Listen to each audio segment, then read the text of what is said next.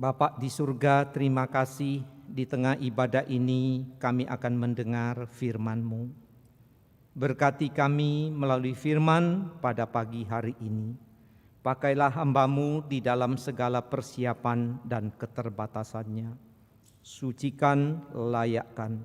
Berkati kami yang mendengar firman-Mu, baik sebagian kecil kami di ruang ini, dan khususnya juga bagi jemaat yang mengikuti ibadah di rumah masing-masing. Kami serahkan kepada Tuhan, mohon berkat Tuhan bagi kami sekalian. Dalam nama Tuhan Yesus. Amin. Silakan duduk. Shalom. Selamat pagi, selamat hari Minggu jemaat sekalian. Kita bersyukur karena kemurahan Tuhan di tengah-tengah pandemi kita masih terpelihara dengan baik dan kita masih bisa beribadah secara live streaming. Hari ini saya akan membahas satu tema yang relevan dengan situasi kita, yaitu Kristus dan COVID-19. Saudara sekalian, di dalam seri khotbah GKA Trinitas, kita mulai belajar dari kitab Kisah Para Rasul. Karena tema utama GKA Trinitas adalah menjadi saksinya. Nah, hari ini didasarkan pada Kisah Rasul pasal 1 ayat 6 sampai yang ke-8.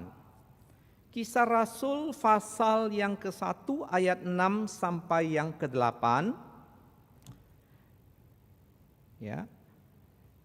Demikian firman Tuhan. Maka bertanyalah mereka yang berkumpul di situ, Tuhan, maukah Engkau pada masa ini memulihkan kerajaan bagi Israel? Jawabnya, Engkau tidak perlu mengetahui masa dan waktu yang ditetapkan Bapa sendiri menurut kuasanya. Tetapi kamu akan menerima kuasa kalau Roh Kudus turun ke atas kamu, dan kamu akan menjadi saksiku di Yerusalem dan di seluruh Yudea dan Samaria dan sampai ke ujung bumi. Berbahagia setiap orang yang mendengarkan firman serta melakukannya. Saudara, saat ini kita sedang berada di tengah-tengah pandemi COVID-19. Saudara, pandemi ini menjalar begitu cepat, meluas ke berbagai negara, bahkan sampai ke pelosok-pelosok. Saudara, pandemi ini menimbulkan banyak kegelisahan, kekhawatiran, ketakutan, bahkan kematian. Dan pandemi ini bukan hanya saudara menularkan wabah penyakit, tetapi pandemi ini juga memiliki dampak di bidang ekonomi, sosial, dan sebagainya. Bahkan pandemi ini mengacaukan, memporak-porandakan kemapanan hidup manusia saat ini. Baik itu di bidang pekerjaan, profesi, bisnis, bahkan di dalam keagamaan sekalipun. Nah, saudara, bagaimana orang Kristen menyikapinya? Saudara, ada pengkhotbah di Amerika yang tetap melakukan ibadah di mana gerejanya dikunjungi oleh jemaat yang berjubel jumlahnya.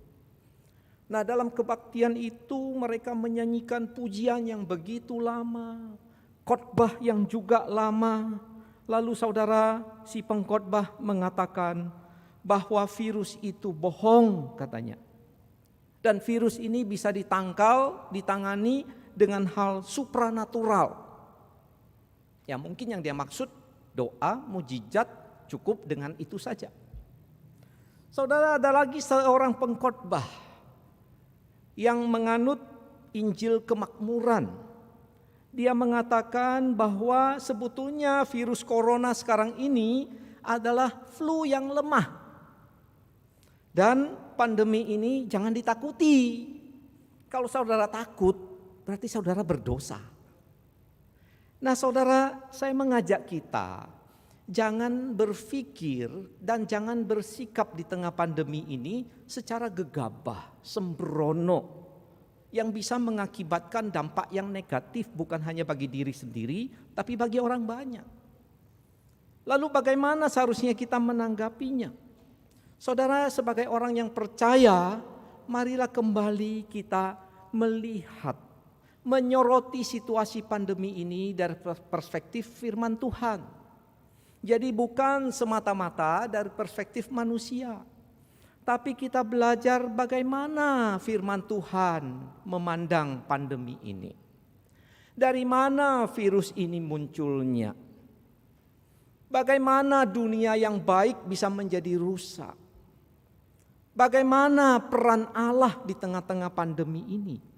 Saudara, itu beberapa pertanyaan yang perlu kita renungkan bersama. Sebab itu saya mengajak kita untuk jangan tertipu, mudah terkecoh, khususnya oleh ajaran-ajaran yang tidak sesuai dengan firman. Ajaran-ajaran yang bisa menyesatkan kita. Sehingga kalau saudara menerima berita lewat media sosial, saudara jangan cepat percaya, memberi hatimu kepada berita itu. Tapi ngecek kembali, mericek kembali, dan kita harus menilai segalanya berdasarkan firman Tuhan. Nah, hari ini saya mau menyampaikan tema khotbah Kristus dan COVID-19. Khotbah ini saudara sekalian, saya berupaya tetap mengeksposisi dari kisah para rasul, tapi khotbah ini juga bersifat teologis. Dan khotbah ini juga bersifat apologetis, saudara. Artinya apologetis itu adalah menyikapi situasi zaman, menyikapi situasi kontemporer yang kita hadapi. Itu sebetulnya makna dari apologetis. Jadi bukan semata-mata pembelaan iman, tetapi juga bagaimana menyikapi isu-isu kontemporer sehingga orang Kristen itu bisa lebih berhikmat di dalam Tuhan dan menyikapi apa yang dia hadapi. Nah, saudara, saya akan menyampaikan 3 topik yang utama hari ini. Yang pertama itu mengenai Kristus Sang Pencipta. Yang kedua, saya akan mengulas mengenai virus sebagai ciptaan Tuhan. Dan yang ketiga, saya akan menyampaikan Tuhan sudah memulai penciptaan yang baru. Dunia ini sudah rusak karena dosa, termasuk adanya pandemi saat ini. Karena itu Tuhan sudah menyediakan jalan penyelamatan, yaitu melalui apa? Adanya penciptaan baru yang sudah dimulai waktu Yesus datang ke dunia dan akan direalisasikan sempurna pada waktu kedatangannya yang kedua kali. Nah, mari kita belajar mulai bagian pertama dulu, saudara sekalian. Ya, kita belajar mengenai Kristus Sang Pencipta. Kembali pada Kisah Rasul pasal yang ke-1 ayat yang ke-6. Maka bertanyalah mereka yang berkumpul di situ, Tuhan, maukah engkau pada masa ini memulihkan kerajaan bagi Israel? Saudara, percakapan ini adalah menjelang Tuhan Yesus akan naik ke sorga. Percakapan ini adalah di dalam hari-hari dalam rangkaian Yesus menampakkan diri berulang-ulang kepada muridnya selama 40 hari. Saudara, untuk apa? Meyakinkan mereka bahwa Yesus sudah bangkit dari antara orang mati. Bahwa Yesus telah mengalahkan kematian. Sehingga murid-murid dipersiapkan menjadi saksinya. Memberitakan Yesus yang mati bangkit untuk menyelamatkan manusia. Nah, saudara, di dalam percakapan ini murid-murid sangat terfokus kepada kerajaan Allah. Mereka mendambakan Israel yang pernah berjaya di masa Daud, Salomo, kapan kembali terrealisasi. Tuhan tidak berbicara kepada mereka mengenai waktu Dia datang kembali. Waktu realisasi kerajaan Allah yang sempurna, Tuhan tidak bicara. Tapi Tuhan mengarahkan pembicaraan mengenai tugas murid-muridnya di tengah dunia ini. Nah, saudara, di dalam ayat yang ke-6 kembali kita melihat di sini pertanyaan murid-murid. Tuhan, maukah engkau pada masa ini memulihkan kerajaan bagi Israel? Saudara, mereka menyapa Yesus sebagai Tuhan, Kyrios. Saudara, ini adalah istilah yang merupakan gelar Yesus yang paling tinggi. Banyak sekali gelar Yesus untuk mengagungkan Dia.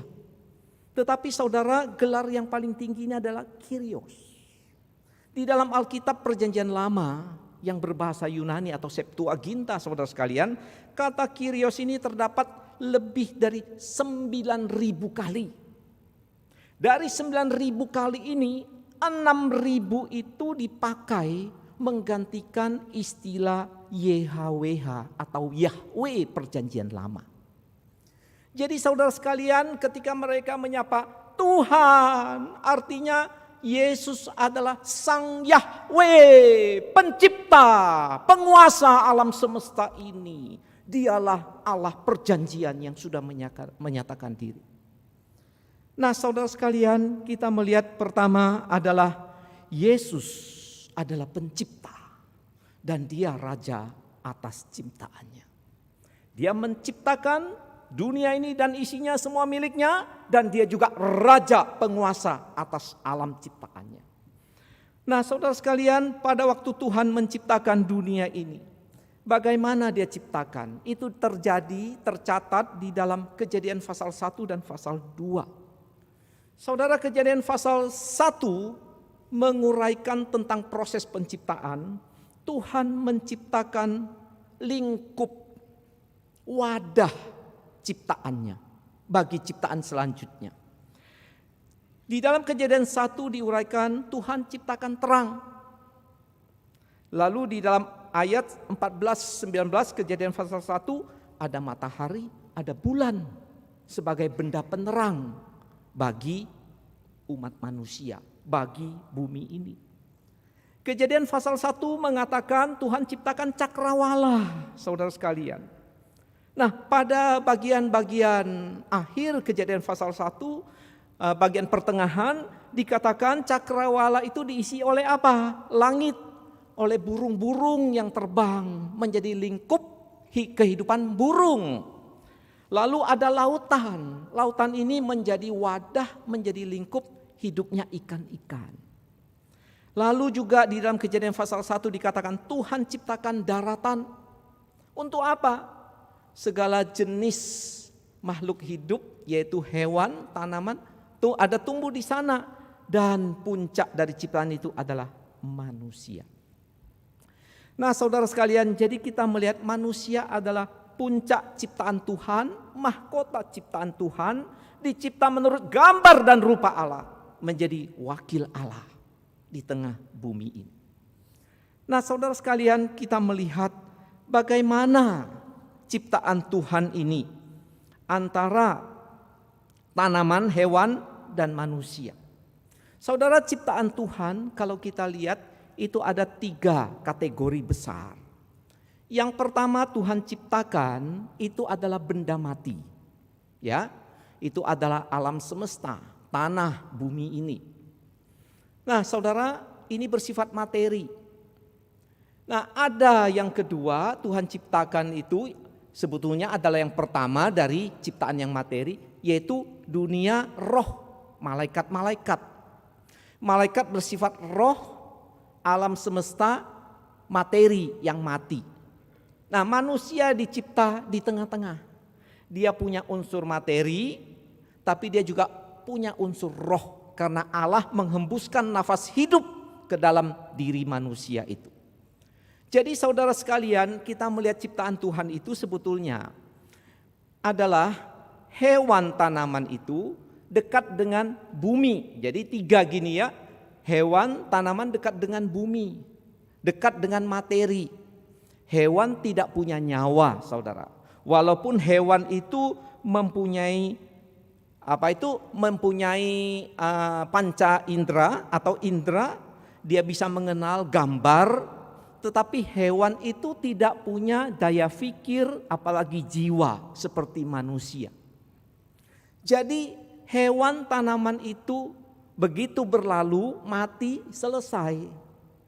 Jadi dia adalah bagian dari bumi, dari benda mati. Nah, saudara, pemahaman ini penting karena itu kita lihat mengapa dunia hewan itu dan tanaman dekat dengan virus. Virus ini orang ada yang mengatakan mendefinisikan mikroorganisme. Tetapi saudara, penelitian terakhir melihat bahwa virus ini bukan mikroorganisme, dia tidak termasuk organisme. Karena selnya itu bukanlah sel hidup, sebab selnya itu membutuhkan sel makhluk hidup supaya dia bisa mereproduksi dirinya. Jadi kita melihat saudara sekalian, mengapa virus dekat dengan hewan, mengapa virus dekat dengan dunia tanaman, ya karena ini memang ranah ciptaannya begitu. Nah, ciptaan Tuhan itu yang tertinggi adalah manusia. Manusia dicipta menurut gambar dan rupa Allah, mirip dengan Allah, dan bisa berelasi, berkomunikasi dengan Allah. Nah saudara sekalian, ciptaan Tuhan itu setelah dia selesai, dikatakan oleh Tuhan sendiri, sungguh amat baik. Jadi ciptaan Tuhan itu pada awalnya Tuhan yang sempurna menilai, sungguh amat baik. Tidak ada virus, bakteri yang menjadi sumber penyakit. Tidak ada kerusakan alam semesta ini. Semuanya dalam keadaan baik, sempurna. Karena apa? Tuhan yang menciptakan adalah Tuhan yang sempurna. Dia tidak menciptakan di dalam kecacatan. Dari mana munculnya dosa? Dari dunia iblis. Lalu ditransfer masuk melalui kejatuhan Adam dan Hawa. Jadi kita melihat sumber dosa, sumber kejahatan bukan dari Tuhan. Termasuk pandemi bukan berasal dari Tuhan, tetapi dari dunia roh yang jatuh dalam dosa. Akibat dosa menimbulkan kerusakan bagi ciptaannya. Nah saudara, kita melihat apa yang terjadi. Yang terjadi kemudian Tuhan perintahkan kepada Adam dan Hawa untuk menaati dia. Seluruh buah dari tanaman di Taman Eden mereka boleh makan, kecuali satu, yaitu buah dari pengetahuan yang baik dan jahat. Saudara, Tuhan tidak memberi banyak perintah. Dia cukup memberi satu larangan saja. Tujuannya apa? Untuk menguji apakah Adam dan Hawa menaati Tuhan atau tidak. Ternyata apa yang terjadi? Adam dan Hawa lebih memilih kehendak dirinya, memilih godaan si iblis, maka jatuh dalam dosa. Saudara, saat Adam dan Hawa jatuh dalam dosa, sesuai dengan peringatan dari Tuhan, saat itu juga mereka mati. Bukan fisiknya, tapi mati rohani. Ini yang terjadi pada nenek moyang kita yang pertama. Saat berdosa langsung mati rohaninya. Mati dalam arti terputus relasinya dengan Allah. Allah yang suci tidak bisa didekati lagi. Lalu akibat dosa itu apa lagi saudara? Manusia di dalam dirinya yang mau bebas, merdeka, independen, akhirnya tertawan oleh dosa. Karena itu saudara, di mana-mana dan di sepanjang zaman umat manusia itu terbelenggu oleh dosa. Mau bebas, mau merdeka, mau independen, tapi sebetulnya diperbudak oleh dosa. Saudara lihat di mana-mana di sepanjang zaman. Dan akibat dosa juga menimbulkan konflik terhadap sesama. Adam menyalahkan Hawa, Hawa menyalahkan ular, dan kita melihat keturunan Adam dan Hawa terjadi konflik bahkan pembunuhan sampai akhirnya pada masa kini. Saudara, akibat dari dosa itu juga saudara, apa yang terjadi? Kejadian pasal 3 ayat 17 mengatakan, maka hubungan manusia dengan alam menjadi hubungan permusuhan. Seharusnya tanah itu untuk diolah, menghasilkan makanan untuk penghidupan Adam dan Hawa dan keturunannya. Tapi setelah manusia jatuh dalam dosa, apa yang terjadi? Tanah merijek Adam. Tanah menolak keturunan Adam. Bahkan Alkitab katakan, tanah itu menelan manusia. Saudara, setelah manusia meninggal, dimakamkan kan, tanah menelan. Saudara, itu yang terjadi. Kejadian 3 ayat 18 juga mengatakan, semak duri dan rumput duri muncul. Dan semak duri, rumput duri itu memangsa makanan yang seharusnya bagi manusia. Sehingga manusia itu kerjanya menjadi susah. Dampak yang berikutnya yang terakhir saudara, bahwa akibat dosa kematian muncul bagi manusia. Dari dulu sampai sekarang saudara, manusia tidak akan bisa menemukan obat mengatasi kematian. Yang ada cuma duka cita, kesedihan, perpisahan dengan orang yang dikasihi. Kematian menjemput semua orang. Kematian akan menjemput saudara dan saya juga. Dan saudara, kalau tanpa penyelamatan dari Allah, manusia akan masuk dalam kematian kekal. Artinya apa? Terpisah selama-lamanya dari Allah. Nah saudara, kita belajar dari bagian pertama ini saudara. Seharusnya siapa yang kita harus takuti saudara sekalian? Yang harus kita takuti itu adalah Tuhan Sang Pencipta. Ya, bukan pada ciptaannya. Tapi pada masa sekarang, di mana-mana saudara termasuk saya ini, kalau pergi yang membawa hand sanitizer, betul ya. Kita harus cuci tangan, satu hari nggak bisa terhitung lagi berapa kali cuci tangan. Saudara, kita juga memakai masker ya, termasuk di ruang ini kita pakai masker. Cuma saya khotbah ini tidak bisa pakai masker ya kan, lebih bagus supaya berkhotbah secara leluasa. Saudara, tidak salah, kita sedang berperang menghadapi penyebaran virus COVID-19 ini. Tetapi saudara, ada sebagian orang ketakutan itu ketakutan yang berlebihan. Saking berlebihannya, mau beli makanan juga takut. Beli bahan makanan ya takut. Beli obat juga takut. Semuanya serba takut. Nah saudara, seharusnya kita takut pada Sang Pencipta. Karena hidup kita itu ada di tangan Tuhan. Karena kita takut pada Sang Pencipta, kita juga belajar hidup bijaksana di tengah-tengah pandemi saat ini. Saudara, banyak orang takut kehilangan uang, kehilangan harta, properti di tengah-tengah pandemi. Aduh, kalau pandemi ini terus begini bagaimana ya? Cuannya nggak ada, wah saya bisa bangkrut dan sebagainya. Tapi tidak takut sama Tuhan saudara, yang menjadi sumber uang kita. Tuhan yang menjadi sumber profesi dan bisnis kita. Saudara, banyak orang menyepelekan Tuhan. Justru lebih fokus kepada bagaimana saya, bagaimana harta saya, bagaimana milik saya dan seterusnya. Saudara, banyak orang takut pada kematian. Saudara, tentu kita sebagai manusia ada rasa takut menghadapi kematian. Apalagi kematian akibat dari COVID-19. Begitu sakit, diisolasi, tidak bisa ketemu dengan keluarga, kerabat dekat, sampai meninggal pun dibatasi yang menguburkan. Wajar kita semuanya takut saudara. Tetapi banyak orang tidak takut pada kematian kekal. Apa yang terjadi sesudah kematian? Bagaimana dengan penghakiman yang akan datang? Banyak orang tidak takut saudara.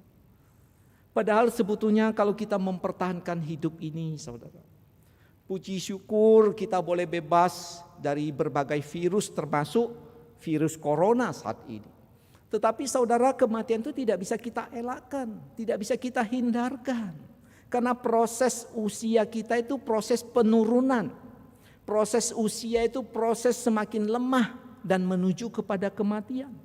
Karena itu seharusnya kita takut kepada Sang Pencipta. Karena dialah yang memegang nyawa kita. Dan dialah yang berkuasa setelah kematian datang menjemput hidup kita. Nah saudara, ini menjadi perenungan bagi kita sekalian, saudara sekalian. Nah saudara sekalian, pada masa pandemi ini seharusnya kita takut kepada Tuhan Sang Pencipta. Saudara, pada masa pandemi ini juga kita belajar apa? Tuhan yang menciptakan.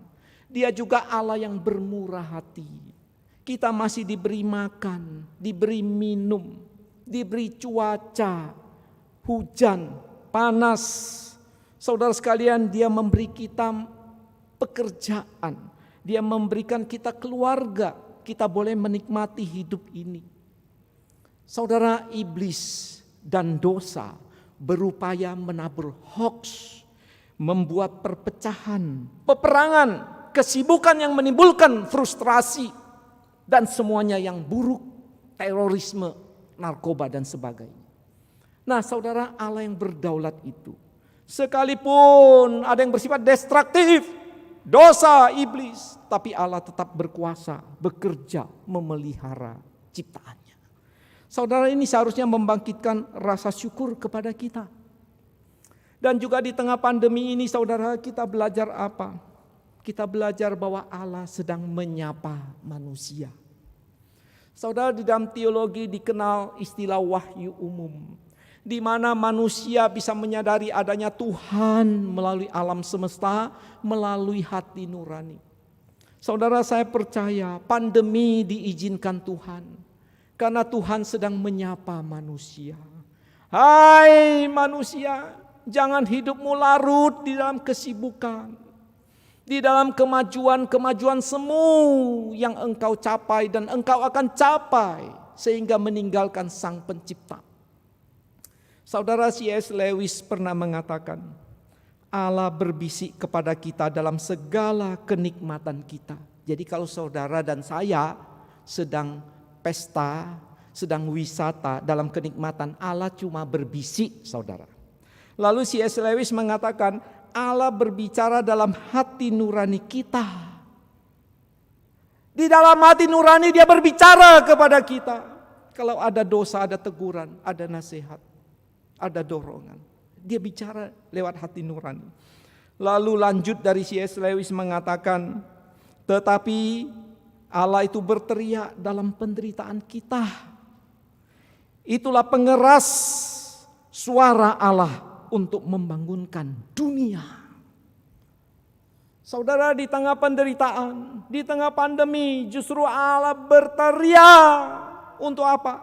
Menyadarkan manusia. Hai manusia, lihat betapa fana hidupmu, betapa lemah engkau. Siapa yang menjadi andalanmu? Apa yang menjadi tujuan hidupmu? Apa yang menjadi cita-citamu? Apa yang menjadi kesenanganmu? Semuanya itu sia-sia.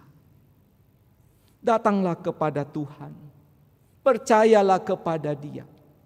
Saudara, kita melihat Allah adalah Allah Sang Pencipta. Sekalipun ciptaan sudah rusak karena dosa, Allah tetap memelihara. Sekarang bagian kedua, saudara, kita akan melihat secara ringkas mengenai yang namanya virus sebagai ciptaan Tuhan. Saudara sekalian, apakah virus itu? Saya mencoba membaca beberapa buku virologi dan beberapa buku yang lain, terutama saudara dari perspektif sarjana Kristen yang percaya dari pandangan penciptaan, kaum kreasionis. Saudara, virus itu dari kata Latin artinya rusak, cacat, tidak memiliki set yang lengkap sebagai penutup. Itu istilah dari bahasa Latin. Tetapi saya coba merangkum yang namanya virus dari beberapa definisi yang saya baca, saudara sekalian. Virus itu adalah unit yang menjangkit, ya, atau dia disebut partikel semi hidup parasit. Jadi dia partikel adalah benda yang kecil, saudara sekalian, semi hidup parasit. Ada yang sebut mikroorganisme. Tetapi para ahli sepakat virus itu bukan organisme, bukan sel hidup. Karena dia memerlukan sel hidup untuk dia tempeli sel inang itu supaya dia bisa mereplikasi dirinya.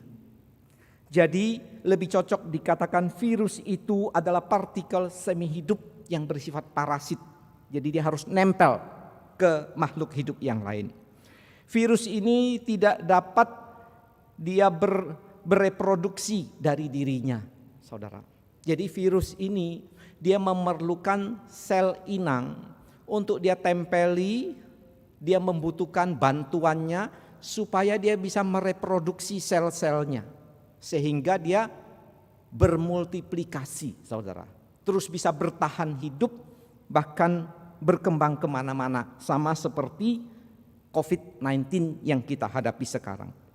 Nah saudara, virus itu memaksa sel inang untuk apa? Membantu replikasinya. Virus itu bentuknya sederhana, dia terdiri dari RNA atau DNA, dibungkus oleh lapisan protein.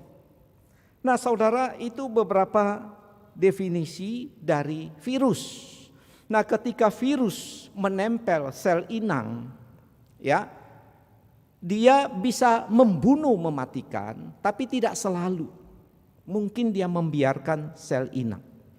Dan virus ini tidak dapat tumbuh ukurannya, saudara sekalian. Jadi itu adalah sifat dari virus, saudara sekalian. Ya. Nah, saudara, kalau kita melihat virus itu, dia macam-macam bentuknya. Ya. Nah, bentuknya itu saudara sekalian macam-macam. Ada yang bentuk batang, ya. Ada yang bentuk bulat, sama seperti virus corona ini, ya. Ada yang oval, bulat, ada yang batang, ada yang polihidris, ada yang bentuk huruf T. Jadi ini sebagian bentuk atau bentuk-bentuk virus dari salah satu buku yang saya ambil. Jadi macam-macam bentuknya, saudara. Jadi misalnya virus yang berbentuk oval itu penyakit rabies, ya. Yang berbentuk batang misalnya virus yang menyerang tanaman tembakau, itu bentuk batang. Nah, saudara, bagaimana sejarah dari virus ini? Nah, saudara, sejarah ringkasnya, ya, sejarah ringkasnya itu adalah penemuan virus itu dimulai oleh seorang peneliti tahun 1883, Adolf Meyer. Nah, Adolf Meyer ini seorang Jerman. Dia meneliti tanaman tembakau. Ketika tanaman tembakau yang sehat disemprot dengan getah dari tanaman tembakau yang sakit, akhirnya tertular, menjadi sakit tanaman itu. Nah, saudara, ketika dia teliti, ternyata ini penyebabnya itu bakteri yang sangat kecil, tidak bisa terdeteksi oleh mikroskop biasa. Kemudian tahun 1893 seorang ahli dari Rusia, Dmitri Ivanovsky, dia coba melanjutkan penelitian ini, dia coba saring getah yang mengandung racun bagi mereka saat itu, ternyata tetap lolos. Toksinnya itu tetap menularkan. Lalu penelitian ini dilanjutkan lagi oleh seorang peneliti Belanda, Martinus Beijering. Dia coba lagi, sudah disaring, difilter, tapi tetap daya tularnya, daya untuk infeksinya itu tidak berkurang. Dan dia menyimpulkan ini sejenis cairan. Nah, akhirnya saudara, tahun 1935 seorang dari Amerika Serikat, dia berhasil mengkristalkan partikel dari yang menyebabkan penyakit ini. Dan dari situlah diketahui virus mosaik tembakau.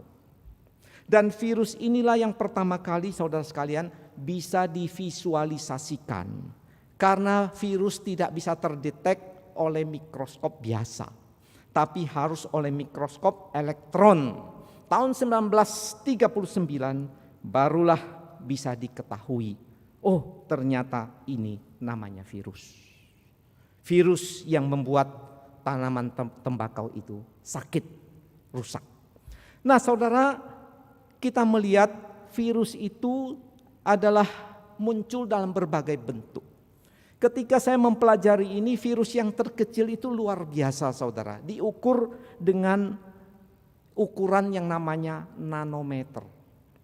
Nah, ternyata virus terkecil itu, saudara, dikatakan yang paling kecil itu 17 nanometer. Saudara, nanometer itu 1/1000 milimeter. Saudara bisa bayangkan, mili itu kalau dipotong menjadi 10 susah kita lihat, betul enggak ya?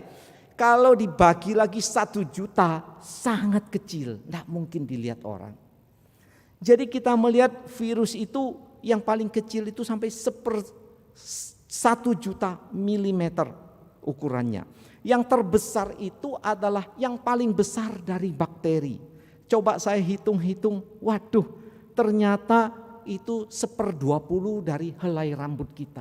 Nah saudara, kalau rambut kita nanti coba dipotong bisa enggak jadi 20. Nah, itu ukuran virus yang paling besar. Ya.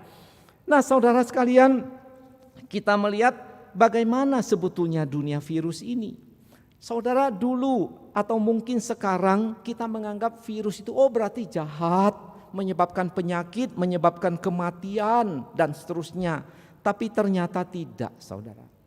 Ternyata virus itu sudah ditemukan pada benda-benda fosil di zaman dulu, mirip aja sama sekarang.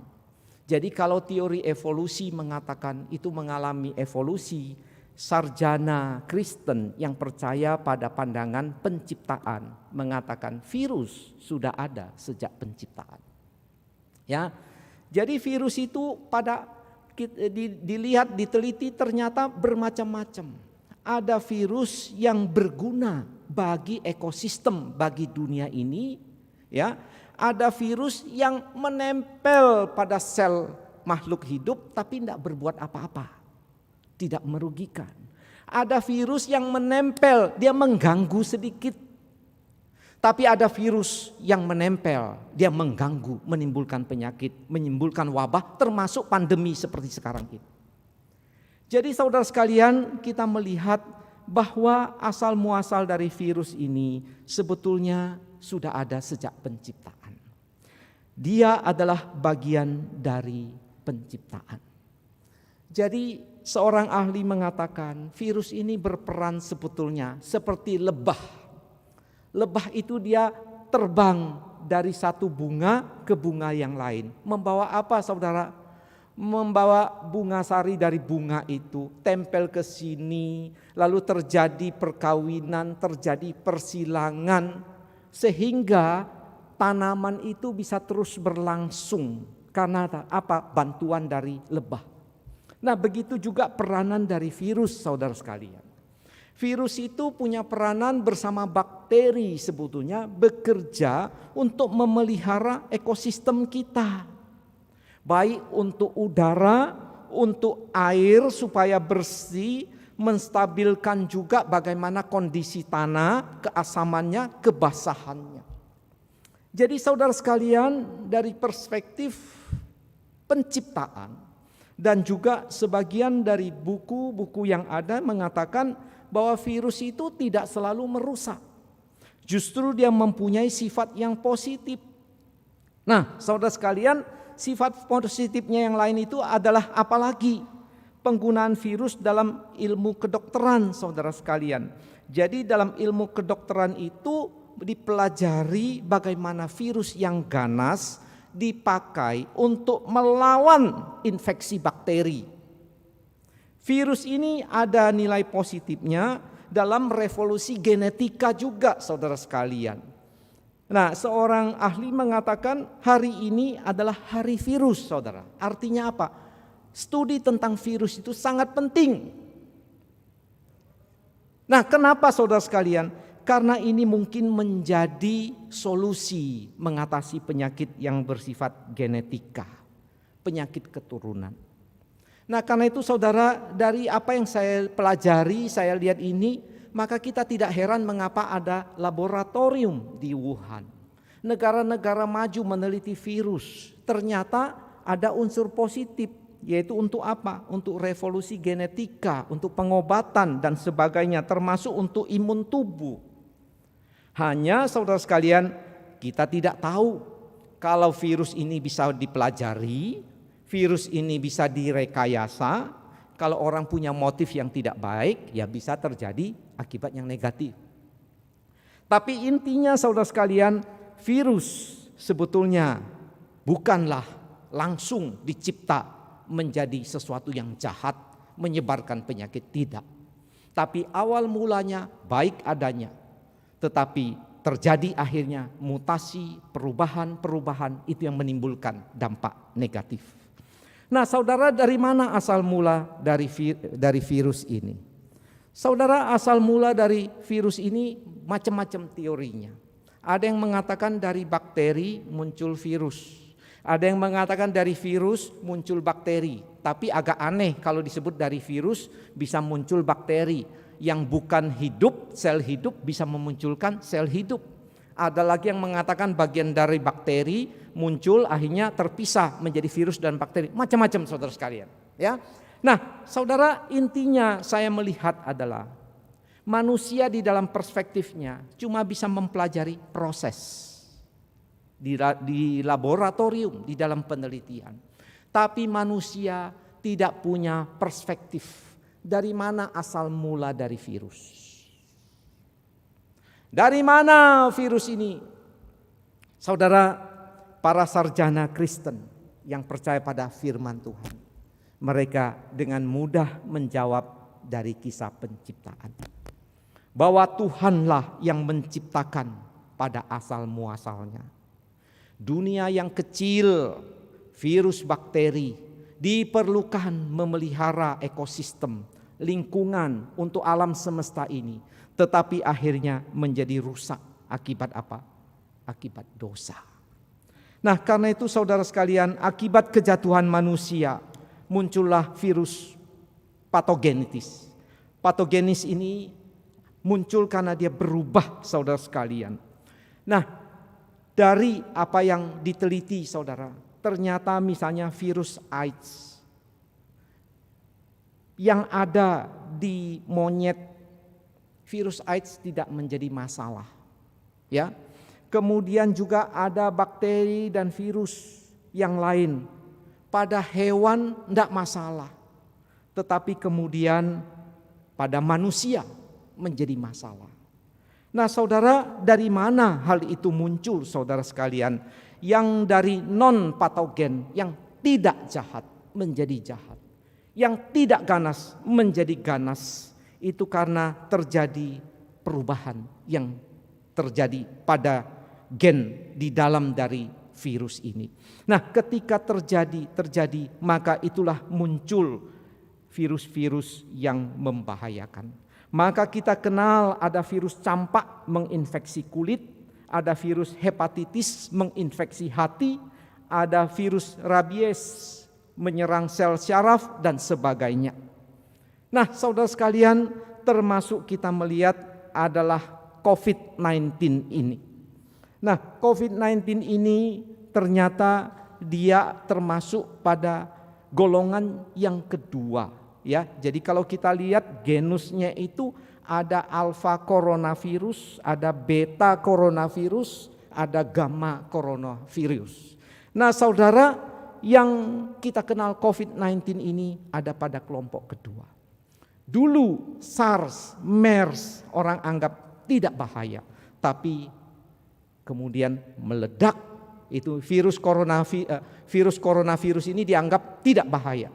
Tapi ketika SARS, MERS muncul, baru orang kaget. Ternyata bisa menyerang pernafasan dan apalagi COVID-19 ini. Saudara, jadi kita melihat inilah yang ada pada dunia virus sebagai bagian ciptaan Tuhan.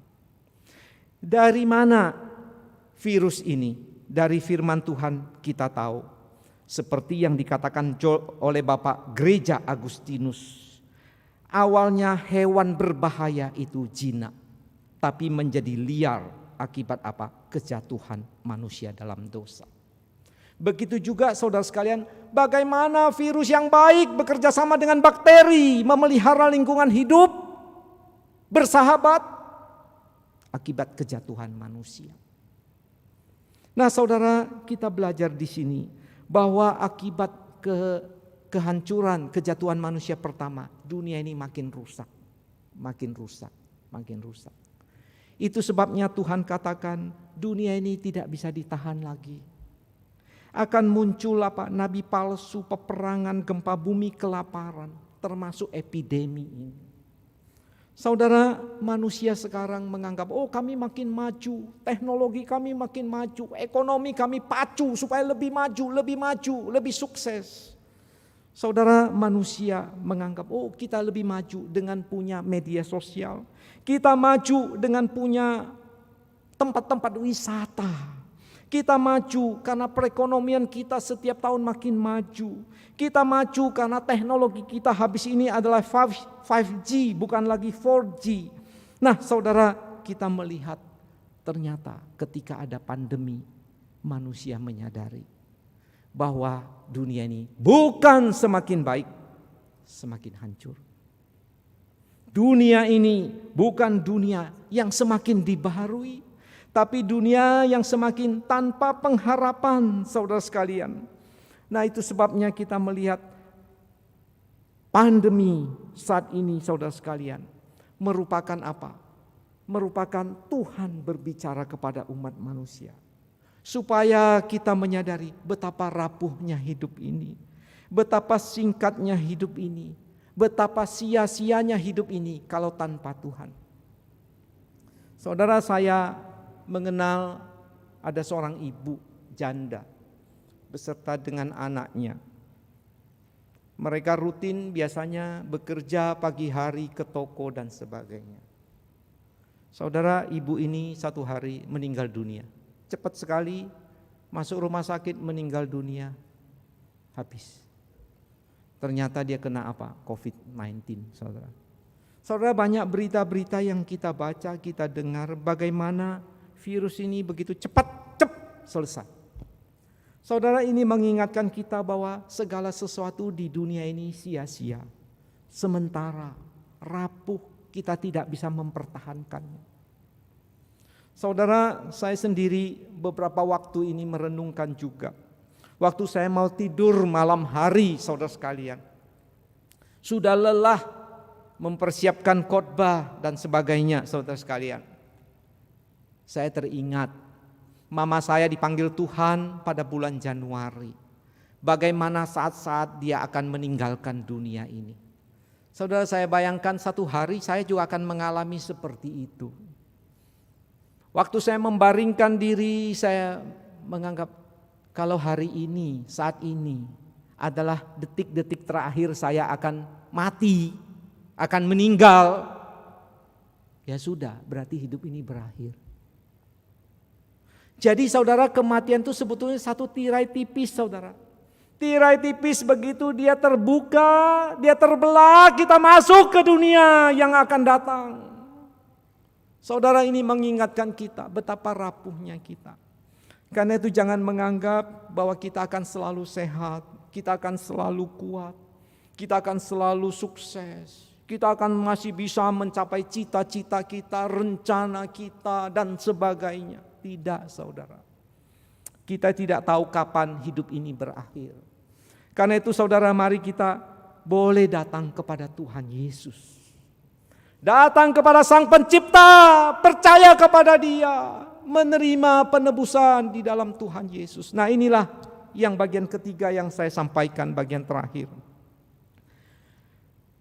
Saudara, itu COVID-19, bagian ketiga saudara. Allah yang mengasihi ciptaannya. Dia tidak membiarkan ciptaannya menuju kepada kesengsaraan, kebinasaan. Dia tidak meninggalkan ciptaannya, tetapi dia memberi pengharapan yang baru. Bagaimana pengharapan yang baru itu? Saudara, Allah menciptakan yang baru. Yang lama, ciptaan lama ini, bumi serta isinya sudah rusak dalam proses kebinasaan. Nah itu yang dikatakan oleh surat 2 Petrus dan kitab Wahyu.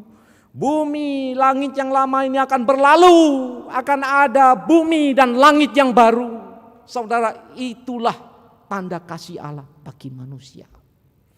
Nah saudara, bagaimana Tuhan menciptakan ciptaan yang baru ini? Saudara sekalian, Dia membuat ciptaan yang baru itu ada dua gagasan yang utama. Yang pertama berbicara tentang kerajaan Allah. Yang kedua tentang ciptaan yang baru. Saudara, dalam Injil Yohanes pasal 1 dikatakan Yesus Sang Firman sumber hidup.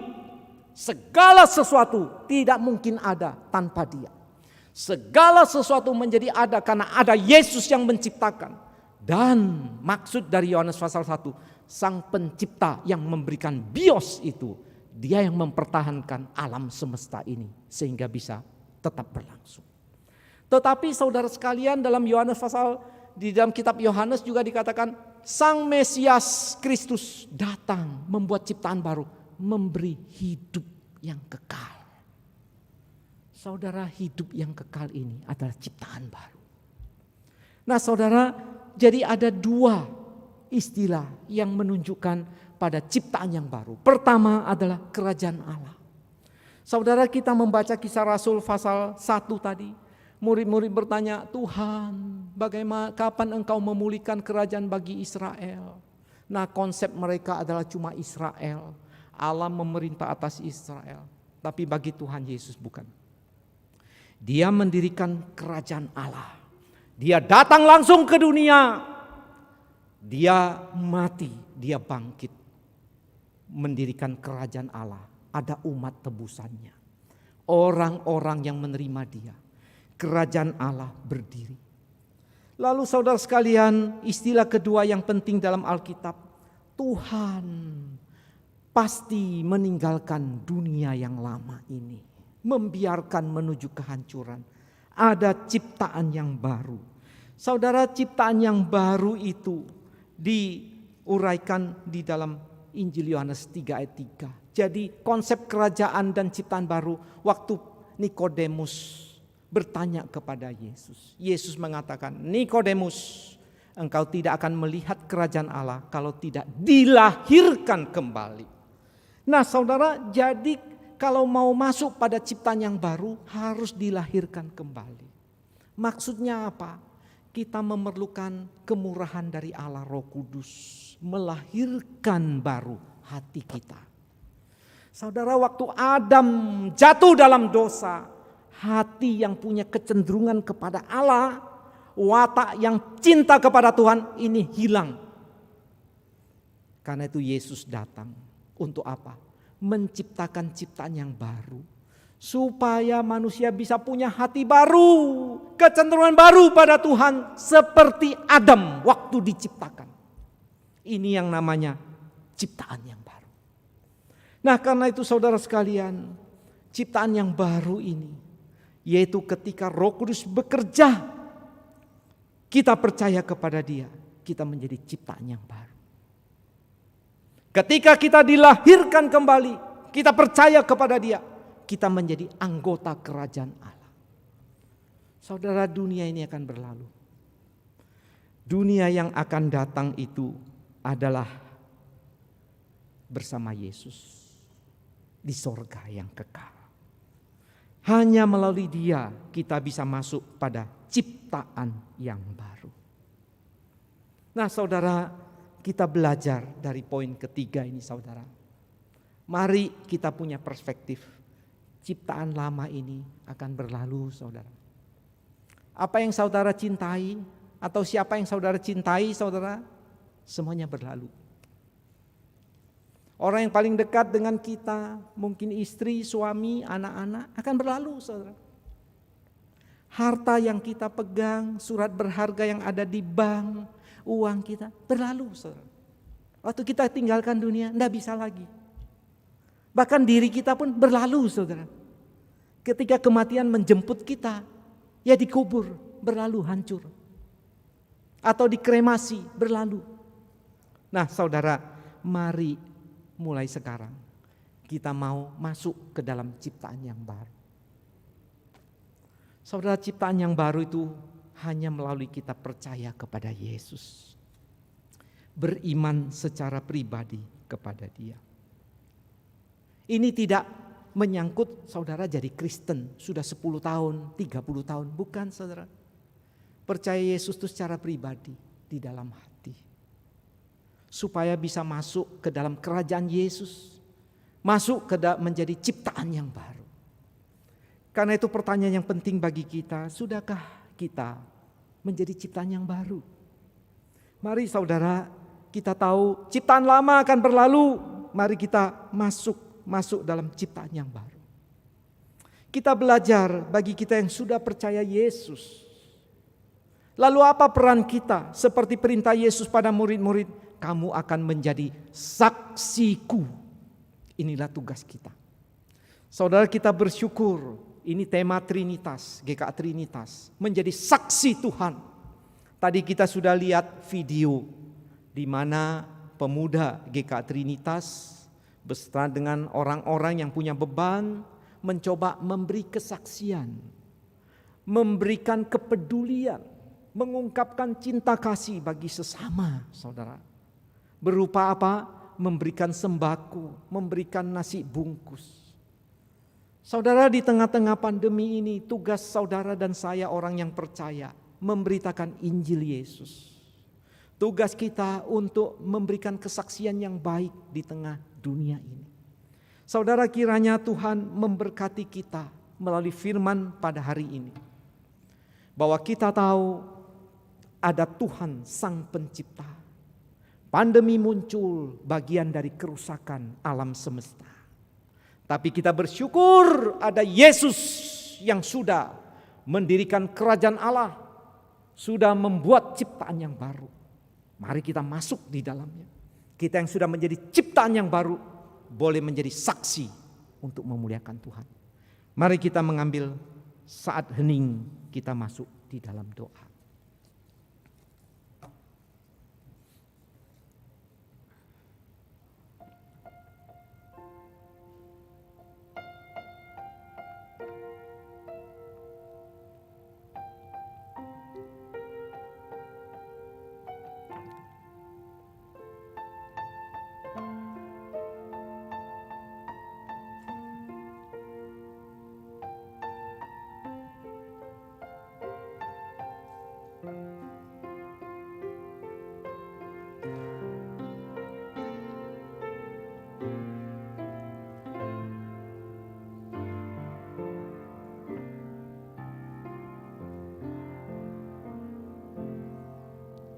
Kami serahkan diri kami ya Tuhan kepada Engkau. Di dalam nama Tuhan Yesus. Amin.